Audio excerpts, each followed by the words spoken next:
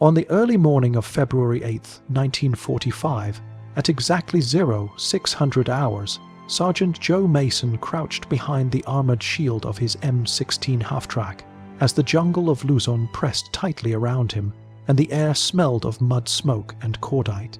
He stared across a wide muddy clearing where Japanese infantry were forming through drifting smoke, roughly 400 yards away, preparing for yet another charge that could break through the battered Marine lines.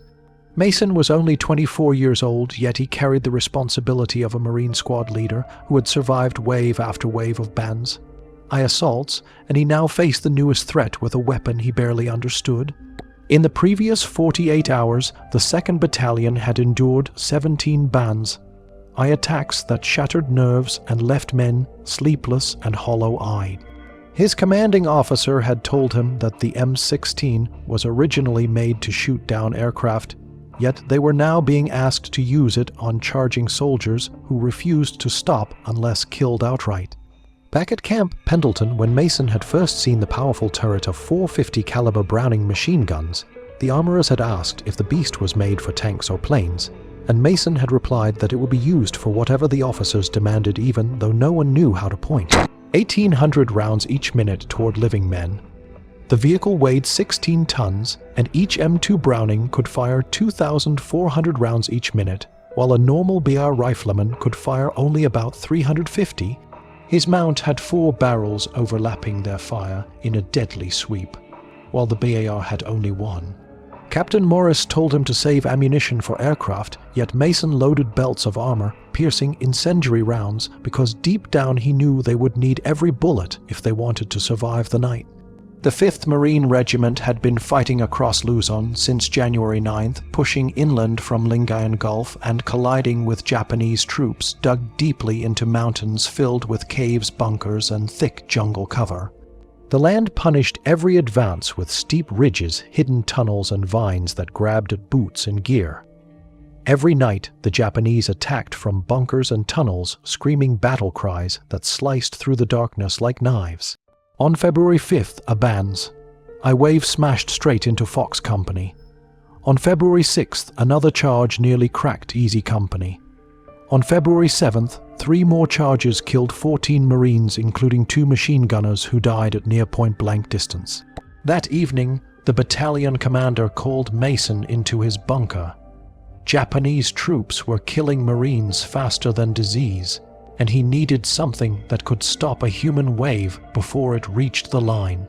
He asked Mason if the giant anti-aircraft weapon could actually hit men on the ground. Mason explained that each 50 caliber bullet traveled at 2,800 feet each second, with enough force to tear through armor at 1,500 yards, and to destroy engines built to withstand punishment. The commander looked at him in silence, and then told him that by dawn they would find out exactly what those bullets could do to charging infantry.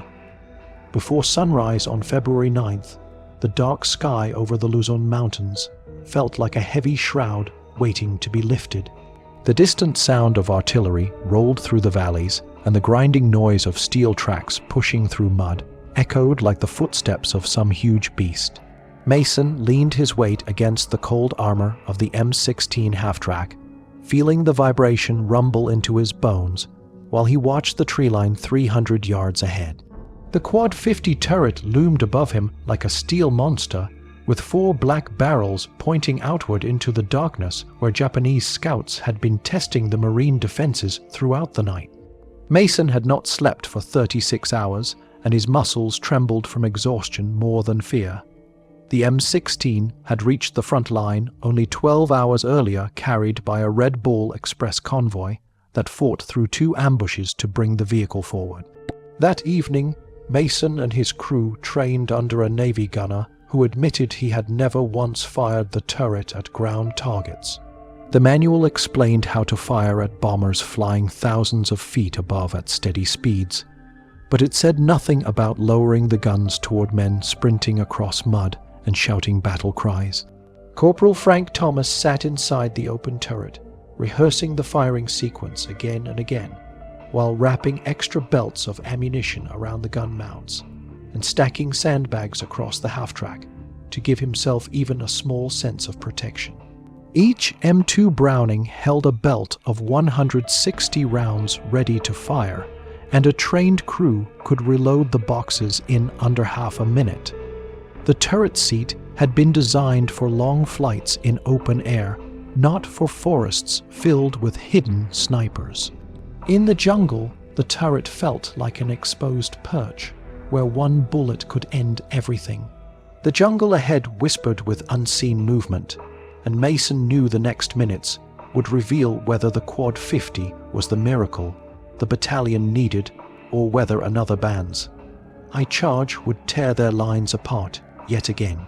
He tightened his grip around the steel frame, breathed slowly, and waited for the shadow in the tree line to rush forward and begin the battle they all knew was coming. At 05:45, the Japanese artillery began its opening barrage, and Mason counted each incoming round by the rising whistle and the violent thump that shook the jungle floor. 6 shells from what he believed were Type 94 mountain guns, hidden somewhere in the ridges, burst overhead and sent shards of metal clanging off the armor of the half-track, while the air filled with the bitter smell of powder and shattered wood. Japanese doctrine relied on short, fierce bombardments followed by immediate infantry assaults, hoping to stun defenders during the crucial seconds when attackers had to cross open ground. At 05:52, the first Japanese troops appeared at the edge of the clearing, stretching across nearly 200 yards of jungle line as they moved forward in a controlled skirmish formation. Mason counted at least 40 soldiers with more shadows shifting in the undergrowth, armed with Arisaka rifles and light machine guns, their uniforms torn and stained from weeks of living in caves and fighting a retreat they could not win. These were hardened men who knew the terrain and no longer feared death. At the center of the line, Lieutenant Haruto Yamamoto raised his sword high while shouting orders that rolled across the clearing, and his troops answered with the familiar battle cry that echoed across the Pacific and had haunted Allied forces since the beginning of the war. They advanced with steady discipline, not the reckless speed of earlier Banzai charges, but a deliberate pace that showed they understood exactly how to move across broken ground. Their target was clear. They meant to overrun the American machine gun positions that had punished their night probes. Mason heard his radio crackle as observation posts tried to relay updates. Charlie 6, this is Liam. A 1 we count 40 enemy moving from the north spacing appears 10 yards wait. We have further movement in the brush, stand by. The transmission dissolved as Japanese mortar fire started dropping onto the forward positions, severing phone lines and forcing spotters to seek cover beneath roots and fallen logs. Corporal Thomas swung the turret toward the oncoming troops, the electric motors humming as all 4 barrels pointed into the clearing. The M16 fire control system was built to track aircraft at great height and steady speed, not infantry weaving through mud and debris. The sight was calibrated for targets racing hundreds of miles each hour, not soldiers jogging with rifles across uneven ground. The Japanese force reached the halfway point of the clearing when Mason shouted the order to fire. Thomas pressed both triggers and the Quad-50 unleashed its fury. 4 heavy Browning machine guns roared at nearly 5,000 rounds each minute, sending 2 blazing streams of 50 caliber fire that tore the air apart. The sound was not like rifle fire or the harsh chatter of a single machine gun. It was a rolling thunder that shook the earth itself. Bright muzzle flashes strobed across the battlefield, and thick smoke curled around the vehicle as the barrels spat fire without pause. The effect on the advancing troops was immediate and devastating. Bullets meant to rip armored engines apart tore through human bodies with unthinkable force. Limbs separated, bodies exploded into clouds of blood. Some soldiers seemed to vanish altogether as the massive rounds shredded everything in their path. Their careful spacing became meaningless as the sweeping fire of the Quad-50 covered the entire width of their advance like a scythe cutting wheat. Lieutenant Yamamoto lasted no more than 10 seconds before a burst struck him in the chest and threw him backward almost 20 yards into the jungle. His sword flipped end over end through the flashes of light before it disappeared into the fog. The line collapsed as surviving Japanese soldiers turned and ran, yet the Quad-50 traversed faster than any man could sprint. Thomas swept the clearing left to right, then back again, until no movement remained except drifting smoke and settling dust. In less than 90 seconds, they had emptied over 7,000 rounds and transformed a disciplined assault into a field of silence and ruin.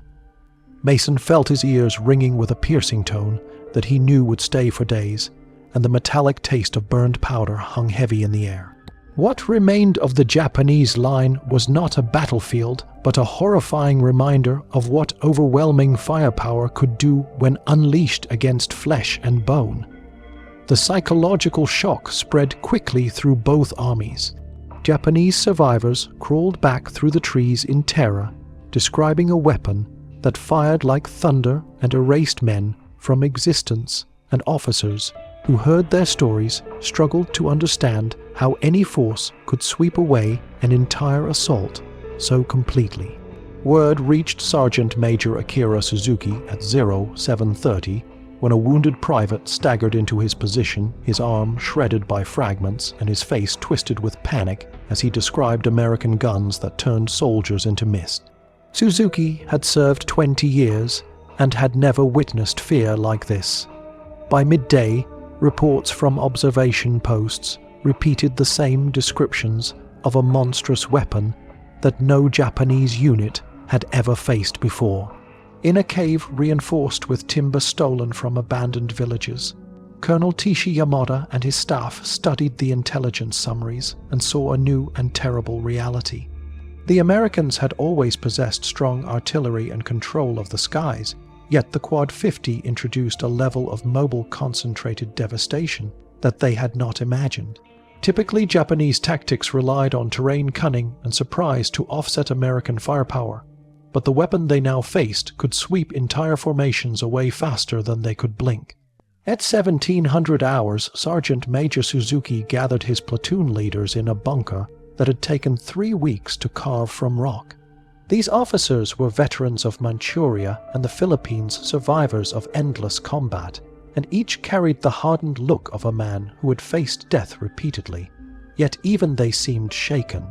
Lieutenant Kenji Tanaka spoke with clinical precision as he described watching the Quad-50 from 500 yards away. He explained how its range exceeded 600 yards, how its traverse allowed it to strike multiple targets at once, and how its psychological impact shattered the spirit of even the most devoted soldiers.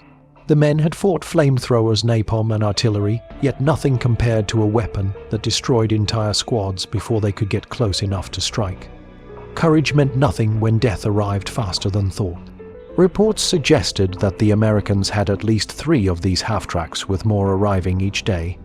Observers had spotted the distinctive silhouette of the M16 moving through trails once thought impossible for such heavy vehicles. This meant the Americans were improving their roads and preparing to push the weapons deeper into the mountains. The room grew heavy with a sense of doom. Each man understood what this meant. The battlefield had changed. Their old tactics no longer applied, and the weapon they faced did not just kill bodies. It crushed the will to fight. Mason felt a sharp ringing in his ears after the gunfire faded, and the silence that followed seemed even heavier than the roar of the Quad-50. The air still carried the smell of burning powder and hot brass, and the clearing ahead looked like a nightmare carved into the earth itself. In less than 2 minutes, they had unleashed more than 7,000 rounds, and the sight of the destruction left every Marine shaken. What had once been a disciplined Japanese attack line was now a torn field of stillness that none of them would forget.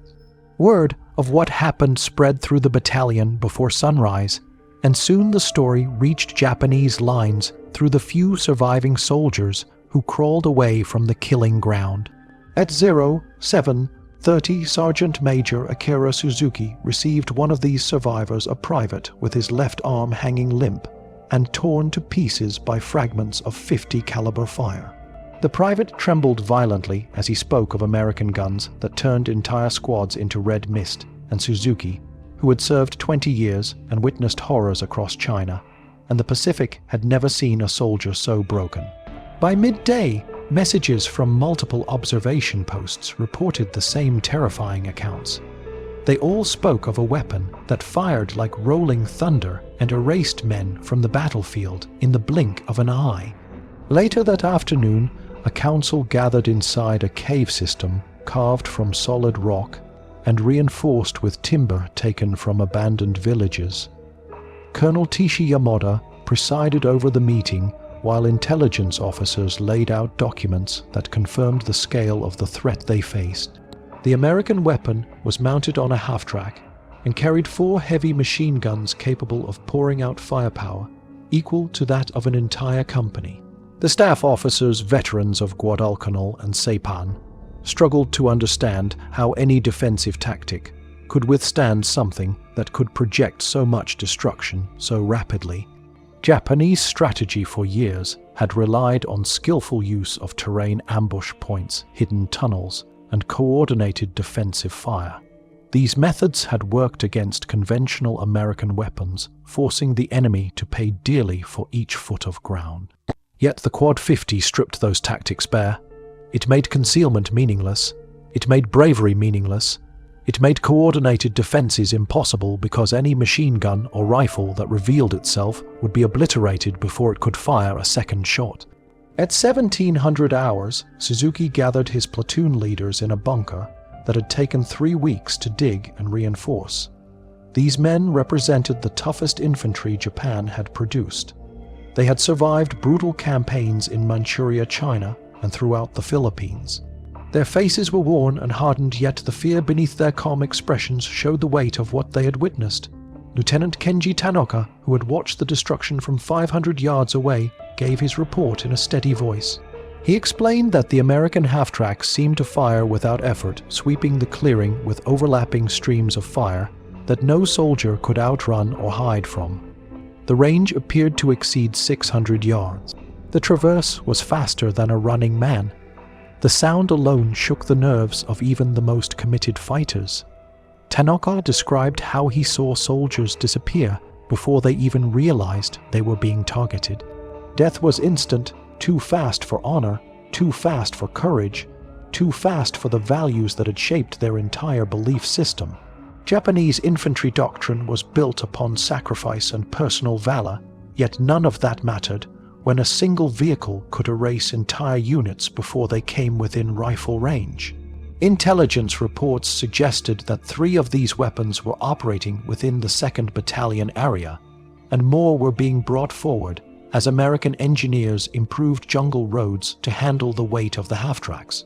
This meant the Americans were preparing to bring the weapons deeper into the mountains, making every defensive position vulnerable. The logistical implications were enormous. Each Quad-50 required thousands of rounds of ammunition every day, along with constant fuel and maintenance. Yet the Americans seemed willing and able to supply everything needed to keep the firepower rolling forward. Morale began collapsing across Japanese positions as stories of the massacre spread.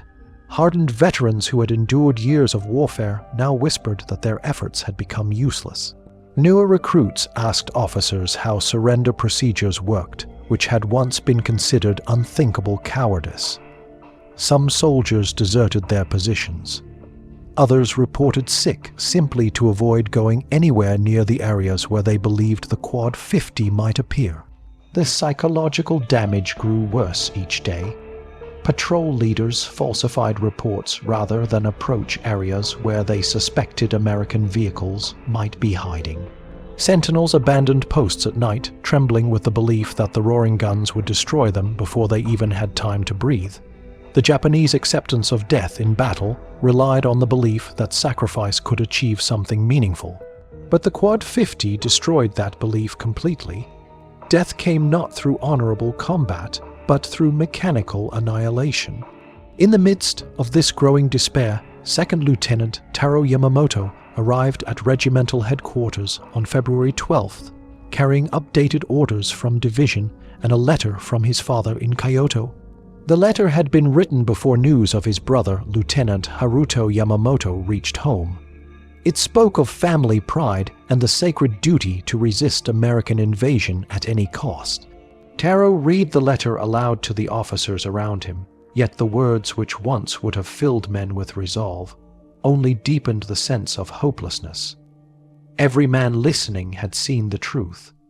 Traditional values meant nothing against a weapon that wiped out entire companies in seconds. Soon the sound of the Quad-50 became something more than a threat. It became a trigger embedded in the minds of Japanese soldiers. Even a distant echo caused men to freeze or break into uncontrollable panic. The enemy had not just lost battles. They were beginning to lose their will to fight, and every officer in that bunker understood the horrifying truth. The Americans had created a weapon that did more than kill bodies. It destroyed the spirit of an entire army. Suzuki understood that his defensive tactics were collapsing, and that the Americans had introduced a force that shattered every traditional method of resistance. He spent the night studying maps and evaluating new plans that relied on desperate infiltration, rather than direct confrontation, because frontal assaults had become certain suicide against the Quad-50. He gathered trusted sappers and explained that small teams armed with magnetic mines and satchel charges might slip through American lines during heavy rain or fog and destroy the half-tracks before they could be brought into action.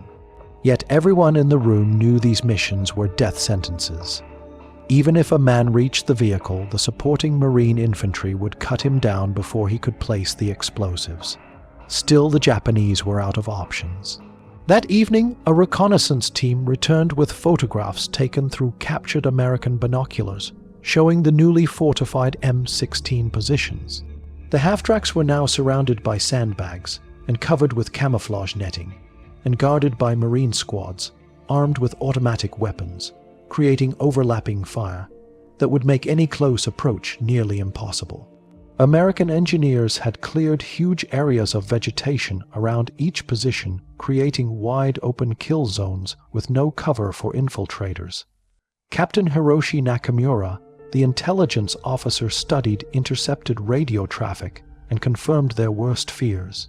Marine commanders were quickly adapting their tactics and integrating the Quad-50 into every layer of their operations. The half-tracks were becoming mobile fire bases that could be moved in minutes to block any Japanese counterattack. The Americans were learning to pair these guns with artillery and air support, creating stacked layers of destruction that met attackers at long, medium, and short range all at the same time. Captured technical documents revealed even more grim truths. Each M2 Browning-fired bullets weighing 750 grains at over 2,800 feet each second, with enough force to punch through armor and timber. The disintegrating link belts allowed continuous fire without interruption and removed the few moments of vulnerability that Japanese forces once relied upon. Morale dropped sharply across the ridges as the stories spread. Veterans who had survived Guadalcanal and Bougainville whispered that the new weapon made resistance pointless, while newer soldiers asked if surrender was possible. This was a shocking break from the warrior culture that had defined their army. Officers struggled to maintain order as desertions increased. Sick lists grew longer, with men reporting fevers and fatigue that medical staff recognized as exhaustion and fear. Suzuki received a final radio transmission from an outpost overlooking the American supply route, reporting that another convoy was moving forward, carrying additional M16 half-tracks. The observer counted 6 vehicles, suggesting the Americans were preparing to mass the weapons for a major offensive that would break every Japanese line in the region. Suzuki acknowledged the report and began drafting withdrawal plans, even though he knew high command would consider such actions dishonorable. Yet he also knew that continuing to fight would only mean feeding men into a machine that killed without offering the dignity of resistance. That night, the first nightmares began spreading like a sickness. Private Ikiro Watanabe woke at 0200 hours, screaming uncontrollably while describing visions of comrades dissolving into clouds of blood. He had never even seen the weapon, but the stories alone had invaded his sleep. Suzuki himself struck the young man across the head to silence him, but the damage was already done. All through the caves, men jolted awake, drenched in sweat, afraid of a sound that was not even present. The fear infected everyone. Sentries abandoned posts in the darkness, refusing to stand where the thunder guns might catch them.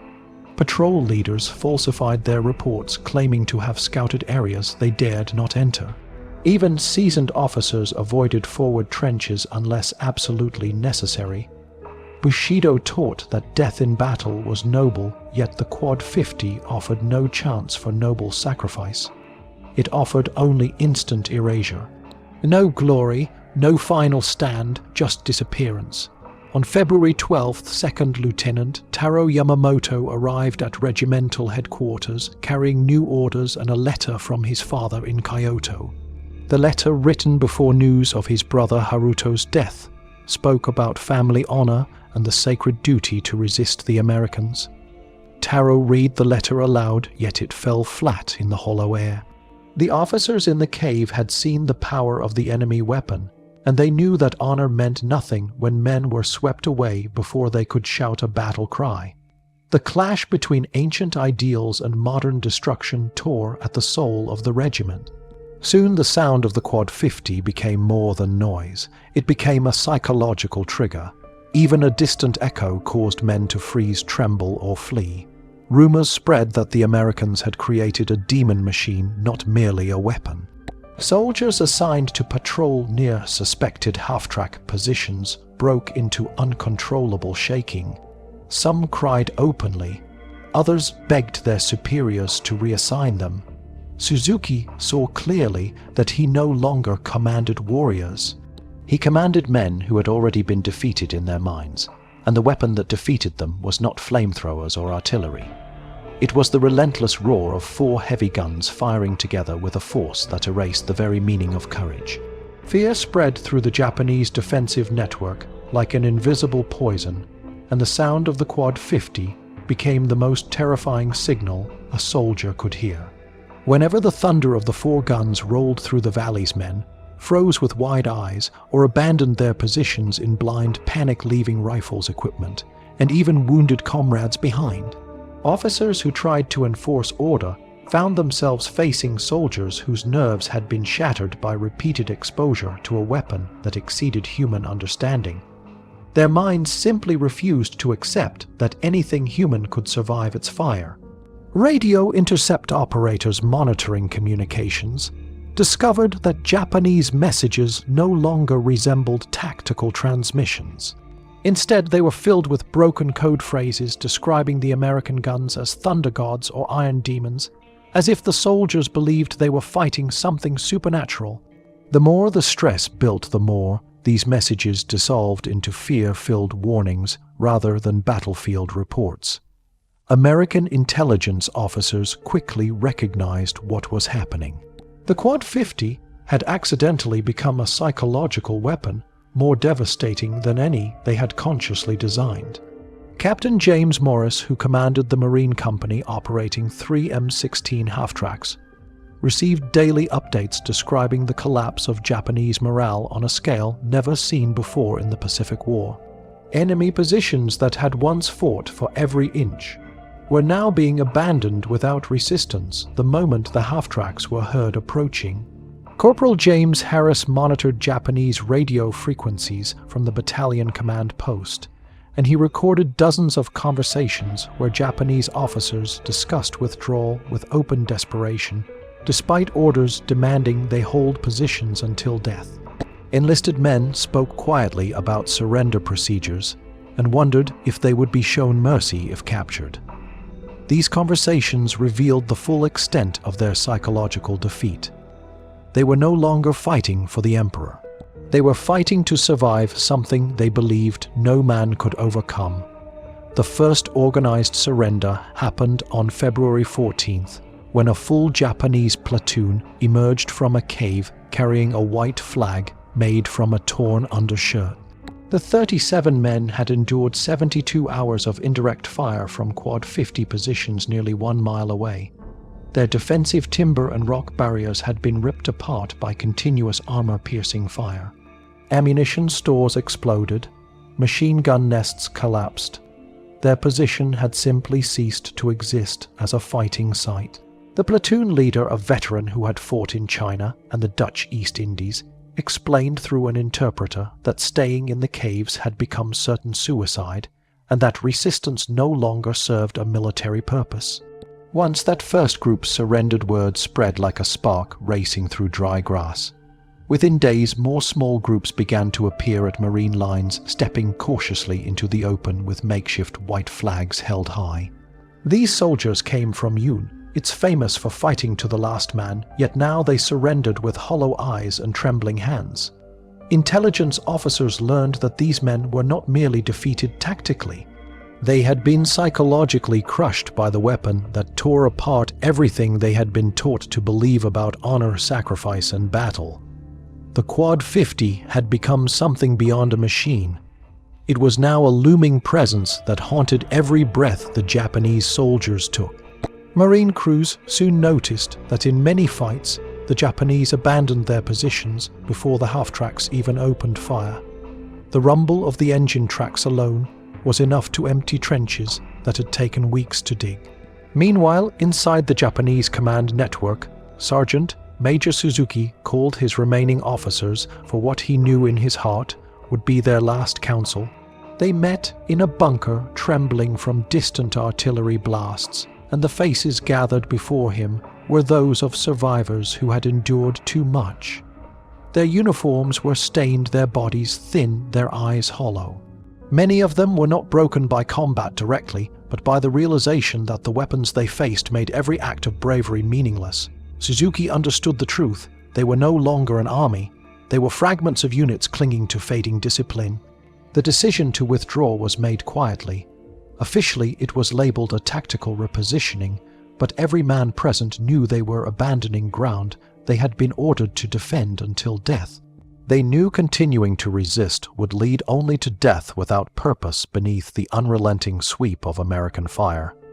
Suzuki wrote the order in traditional military phrasing, yet his hand shook as he worked. That night, the evacuation began beneath a moonless sky. The soldiers moved in scattered groups along narrow jungle paths that they had built during earlier stages of the war. They carried only personal weapons and the lightest supplies because anything heavier was useless against American mechanized power. They abandoned ammunition, caches, heavy machine guns and mortars, leaving behind the tools of conventional war, because they knew these tools could not save them. The retreat marked the effective end of Japanese resistance in this sector. The collapse did not come from direct assault or overwhelming numbers, but from psychological destruction wrought by a weapon that made courage irrelevant. The Japanese soldiers had not been beaten in the way warriors expected. They had been erased in their minds before they were defeated on the battlefield, and as they slipped into the dark jungle that night, each man carried the same thought. They had faced a machine that did not merely kill. It destroyed the very meaning of fighting. The last major Japanese stronghold in the 2nd Battalion sector stood hidden within the cave network of Hill 212, a natural fortress carved into volcanic stone and reinforced with steel beams taken from collapsed bridges. Intelligence estimated that nearly 300 Japanese soldiers were inside, commanded by Colonel Yamada, himself, with tunnels connecting deeper bunker systems to artillery positions on the reverse slope. The formation was designed to withstand artillery and to channel attackers into narrow kill zones, where concealed machine gun nests could fire down on exposed infantry from multiple angles. Captain Morris received the attack order before dawn on February 18th and studied aerial photographs showing the steep hillside covered with fallen logs, jagged rocks, and hand-placed obstacles that would force any assault straight into the teeth of Japanese fire. The cave mouths rested halfway up the slope, each one dark, silent, and waiting. Japanese engineers had spent weeks improving the defenses, adding barbed wire mines, lookout slits, and rifle holes. Some of the riflemen inside were equipped with Arisaka rifles, fitted with telescopic sights, capable of accurate fire beyond 600 yards. Morris knew the bombardment would have little effect on stone-reinforced tunnels, yet it began at 0630 as field artillery hurled shell after shell into the hillside. The explosions shook the mountain and sent black smoke rising into the pale morning sky, yet spotters reported that the main defensive positions remained untouched. Timber coverings broke, loose rocks fell. But the caves still held. When the final smoke shells signaled the advance, Mason guided his M16 half-track up the rocky slope alongside two other vehicles. Their tracks ground against loose stone, sending sparks into the morning mist. The trail beneath them was barely wide enough for the half-tracks. Engineers had blasted it from the rock with demolition charges, but there was no room for maneuver. If the lead vehicle was hit, the others would be trapped behind it. Japanese mortars opened fire at 0715. The explosions rained shards of stone against the armor plating, but the M16 was built to withstand punishment, and it pushed onward. Corporal Thomas rotated the turret toward the largest cave entrance, a gaping dark hole nearly 12 feet wide and 8 feet high, identified by intelligence as the primary access point to the underground fortress.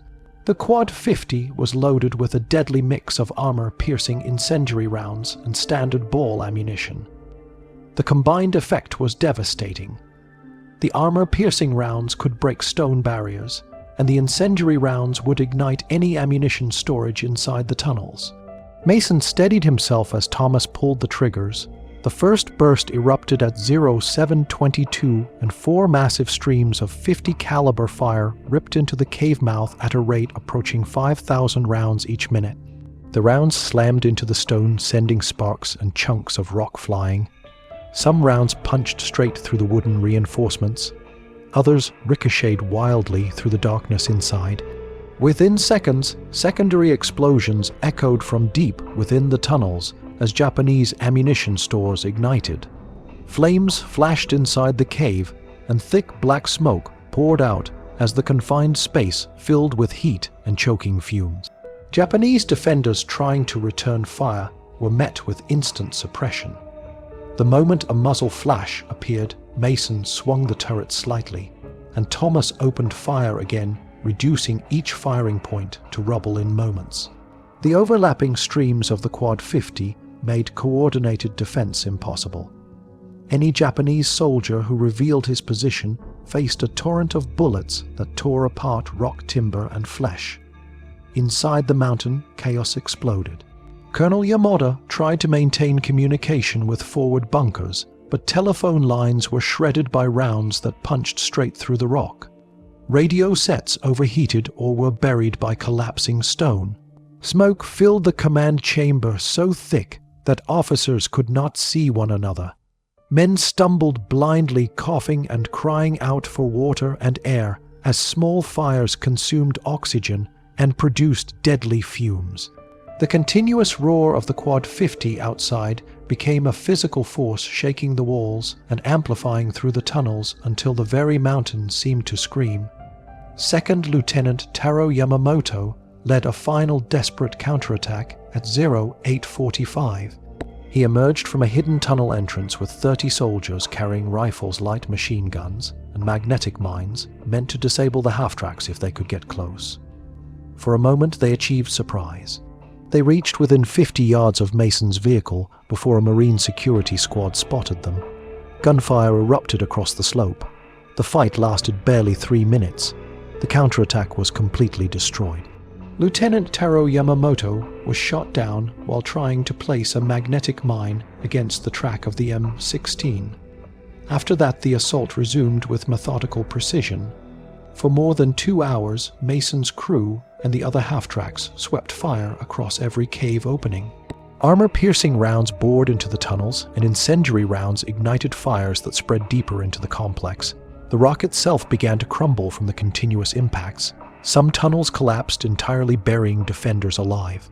Others opened wider, exposing new angles for American fire. At 10:30, a white flag finally appeared at the main entrance. Colonel Yamada stepped out with 43 surviving soldiers. Their uniforms were scorched and torn. Their faces blackened by smoke, their eyes hollow with defeat. They surrendered formally, yet both sides understood that this was no ordinary victory.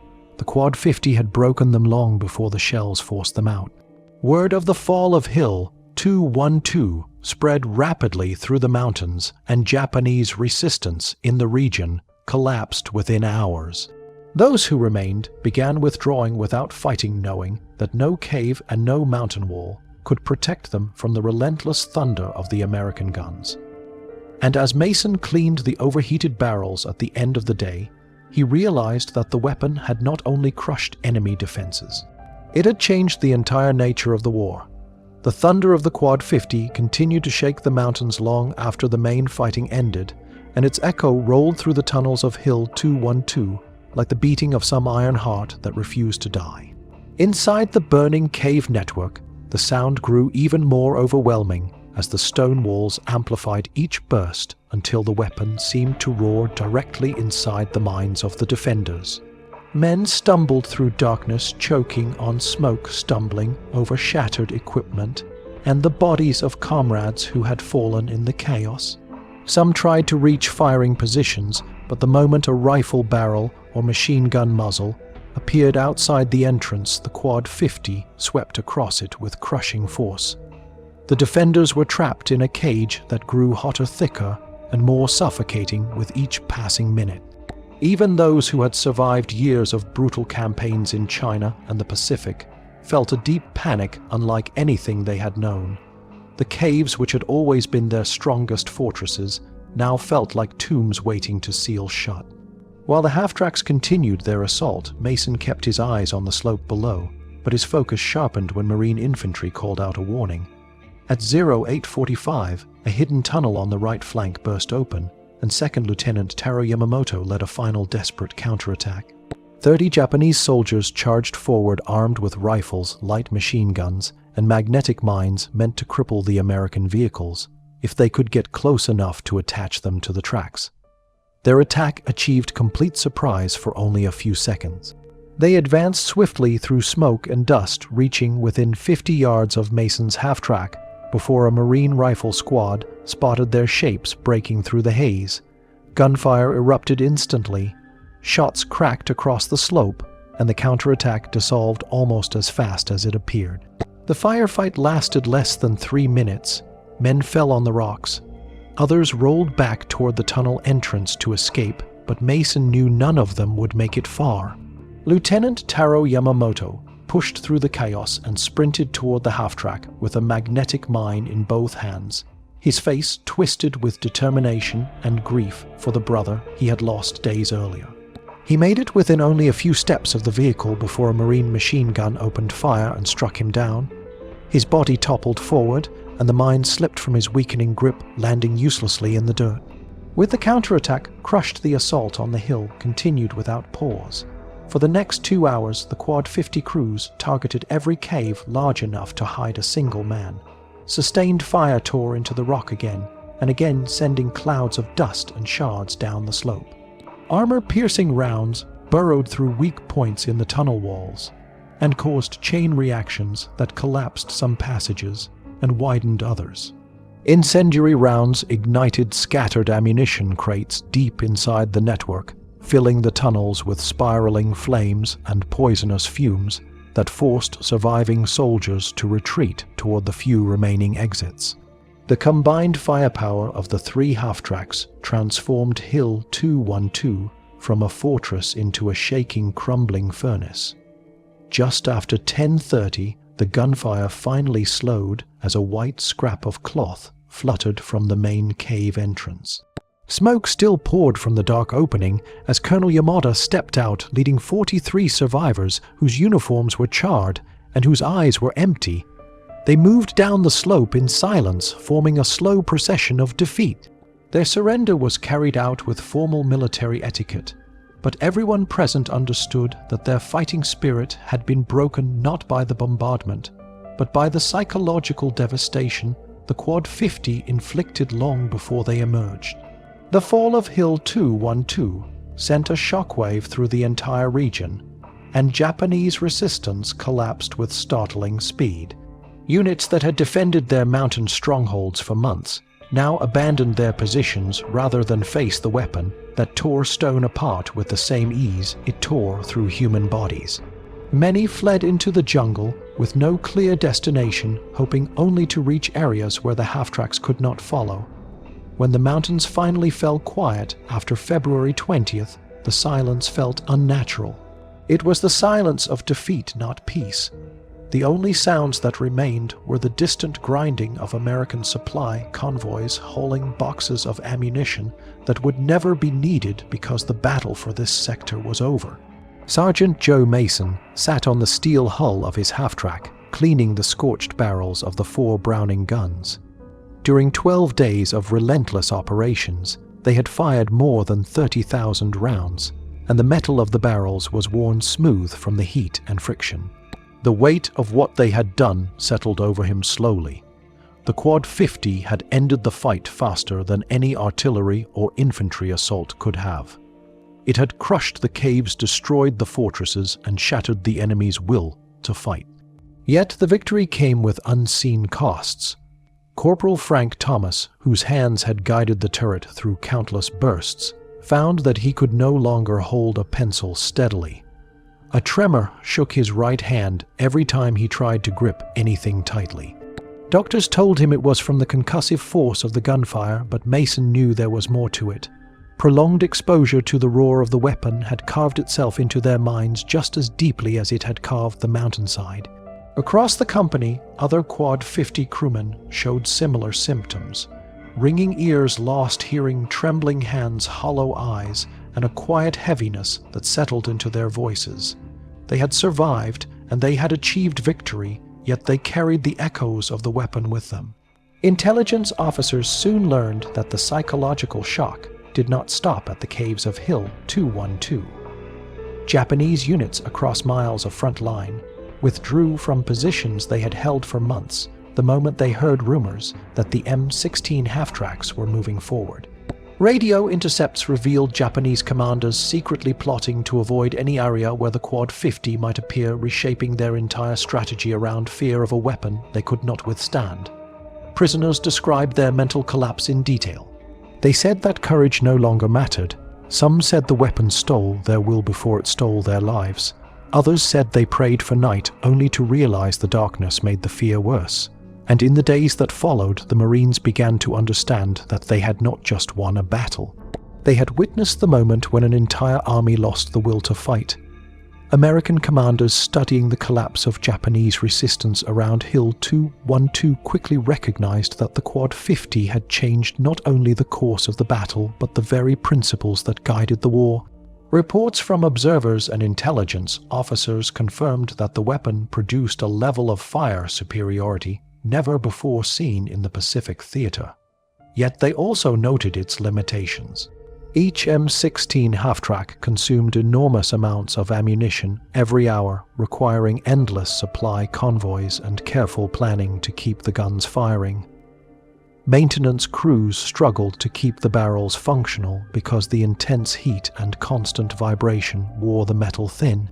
Ground commanders reviewed every detail of the Luzon operations and concluded that the weapons were unmatched in defensive roles and devastating in assaults, yet they demanded logistical support far greater than any standard infantry unit. As those tactical evaluations continued, intelligence reports from other islands in the Pacific revealed similar psychological effects wherever Quad-50 guns had been used. Japanese forces who once stood firm in caves, jungles, and trenches now retreated at the first sign that American heavy weapons were being moved forward. Some units abandoned fortifications that had taken months to construct. Others fell back into the wilderness without direct contact. The psychological impact of the weapon had grown into a strategic advantage.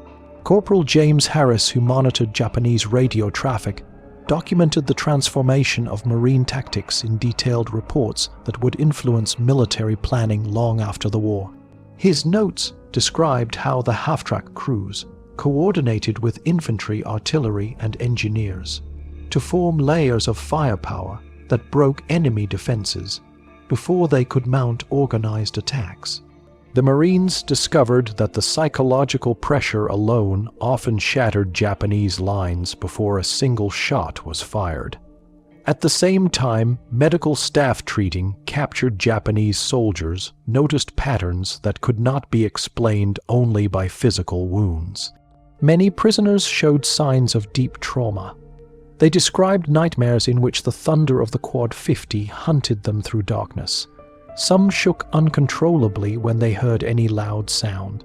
Others stared blankly, refusing to speak or eat, as if their minds had been crushed inside the tunnels of Hill 212.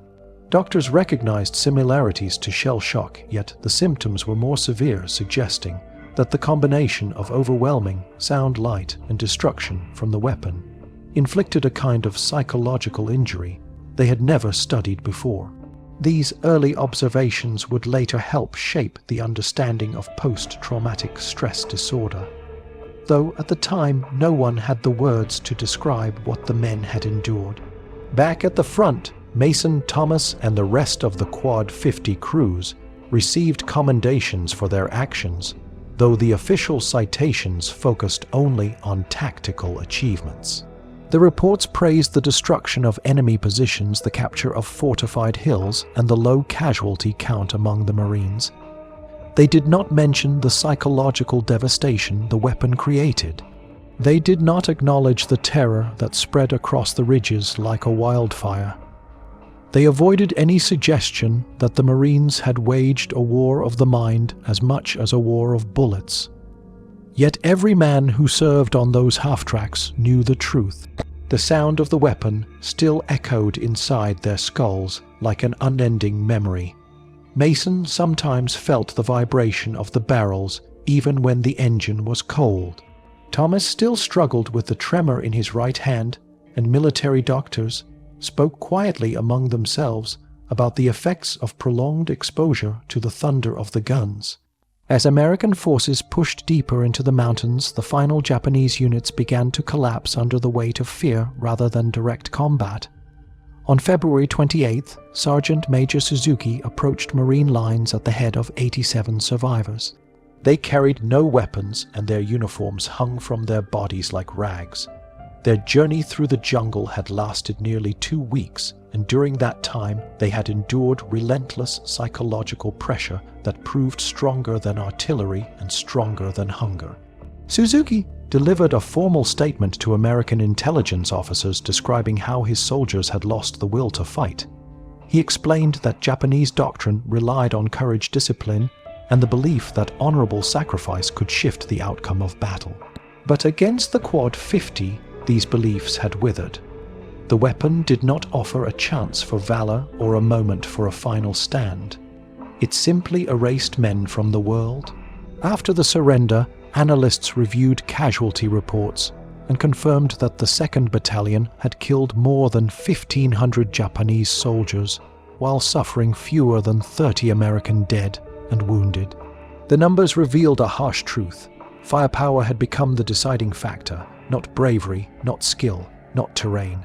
Machines now shaped the battlefield more than the men who operated them.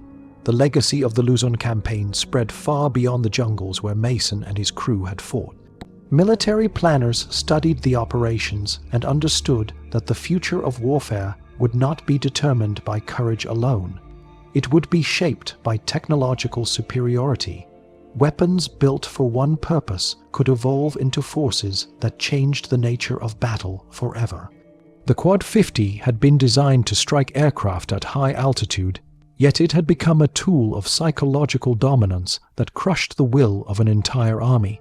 The war in Luzon proved that the side with the greatest firepower would decide the fate of nations, and that the courage of individual soldiers, no matter how fierce, could no longer stand against overwhelming mechanical destruction. As Mason looked out across the quiet mountains in the days after the final surrender, he realized that the battle had not only ended Japanese resistance, it had marked the dawn of a new age of warfare, an age where machines would determine victory, and where the human spirit, even when unbreakable, would struggle to stand against the relentless roar of advancing firepower. If you want more forgotten war stories told with truth, grit, and no filters, subscribe now. Your support keeps these missions alive.